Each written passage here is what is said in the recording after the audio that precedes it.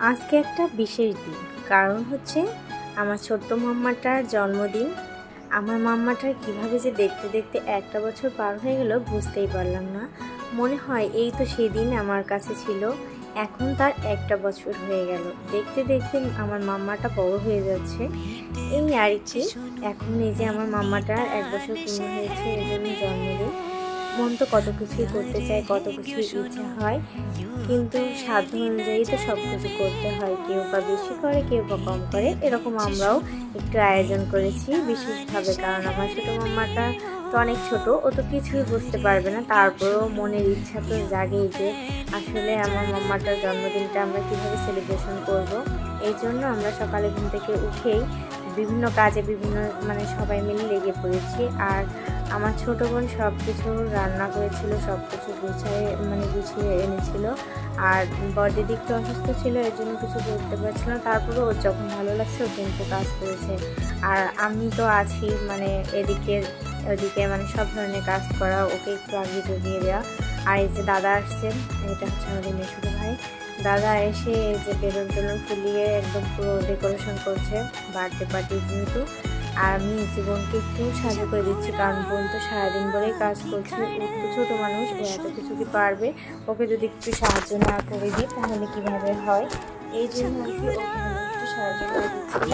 আর বলছিলাম তুমি একটু রেস্ট করে আসো। এই যে বাবা এসেছে, এই জন্য মাম্মা চেক করছে যে বাবা কী নিয়ে আসছে। আমি মাম্মাটাকে রেস্ট করে দিচ্ছি।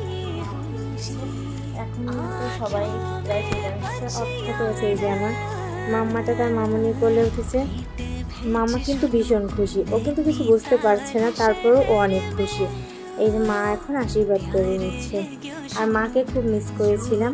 এটা হচ্ছে মনার ঠাম্মা। মনার ঠাম্মা প্রথমে মনাকে আশীর্বাদ করেছে। মনার ঠাম্মা আশীর্বাদ করার পর মনার ঠাকুরদাকে আশীর্বাদ করছে। মনার ঠাকুর আশীর্বাদ করে পায়েস খেয়ে দিচ্ছে। আর এই পায়েসটা হচ্ছে পূজা থেকে মন্দির থেকে পূজা দিয়ে নিয়ে আসছিলাম মনার নামে। পায়েস কিন্তু আমি রান্না করেছি, তারপরে ওটা দিয়ে আমরা আশীর্বাদ করে নিচ্ছি। ধান রূপা দিয়ে আমাদের একটা নিয়ম হিন্দু আমাদের যে হচ্ছে আশীর্বাদ করা হয় ধান রূপা দিয়ে। এখনও ঠাকুরদাদা আশীর্বাদ করে নিচ্ছে।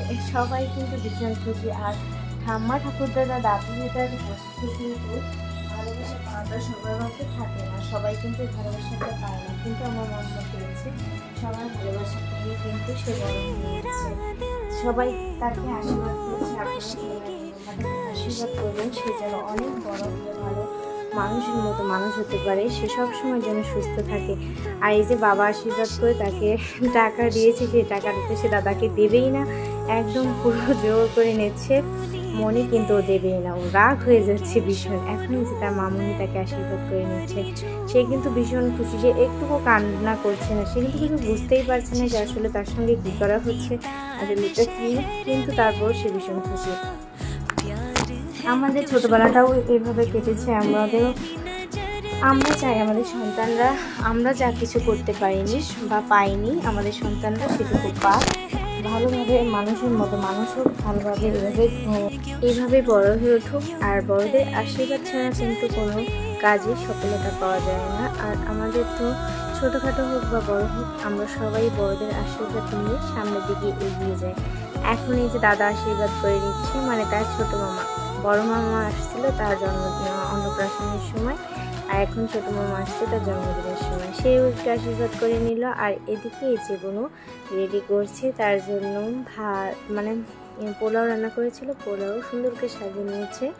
আর 5 প্রকার ভাজা, সালাদ।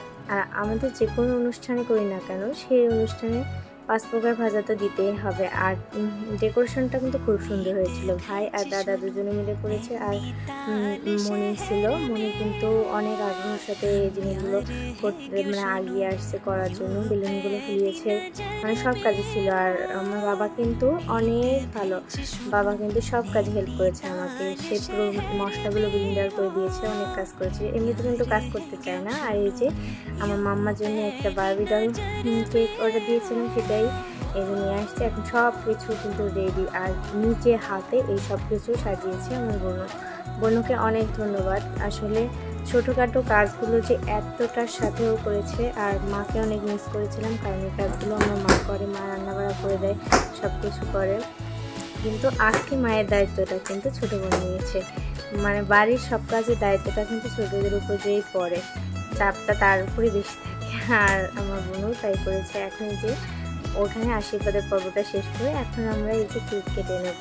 সব কিছু গুছিয়ে নিয়েছি। এখন এই যে কেক কেটে নেব। সবাই চলেও আসছে। সবাই চলে আসছে বলে আমরা বেশি ছবিও তুলতে পারিনি। এখন এই যে সবাই মিলে কেক কেটে নিচ্ছি। আর আমার মাম্মাটা ভীষণ খুশি ছিল। ও কিন্তু কিছু বুঝতে পারছিল না, তারপরেও ও ভীষণ খুশি ছিল। আর ছুরি আনতে ভুলে গিয়েছিল কেক কাটার জন্য, তাই হচ্ছে আমার বাড়ির ছুরিটা দিয়েছিলাম। আর অনেক ধার ছিল। দিদি বলছিল সাবধানে হাত কেটে যাবে, মনার লাগবে। ওই জন্য সবাই মিলে আমরা ধরে এখন কেকটাকে কেটে নেব। সুন্দর করে সাজিয়েছিল, কিন্তু সব কিছু দেখতে খুব সুন্দর লাগছিল। আর মাম্মা তো ফুল দিতে পারে না, এর জন্য মোমবাতিগুলো জ্বলছিল। আর পরে কেক কাটার পরে এই যে মোমবাতিগুলো হাতের সাহায্যে নিভিয়ে দিচ্ছে। আর আমার মাম্মাটাকে সবাই আশীর্বাদ করবেন, সেই জন্য ভালো থাকে, সবসময় সুস্থ থাকে আর এইভাবে হাসি খুশি থাকে। আর সবাই ওই জন্য অনেক অনেক শুভকামনা আশীর্বাদ করবেন। আর আমাদের মানে ছবি তুলতে পারছিলাম না, এই জন্য কিছু কিছু ছবি তুলেছিল। পরে এগুলো একটু শেয়ার করলাম সবার সাথে। কেমন হলো অবশ্যই জানাবেন। আর ভালো লাগলে ভিডিওটি শেয়ার করে পাশে থাকবেন। ধন্যবাদ।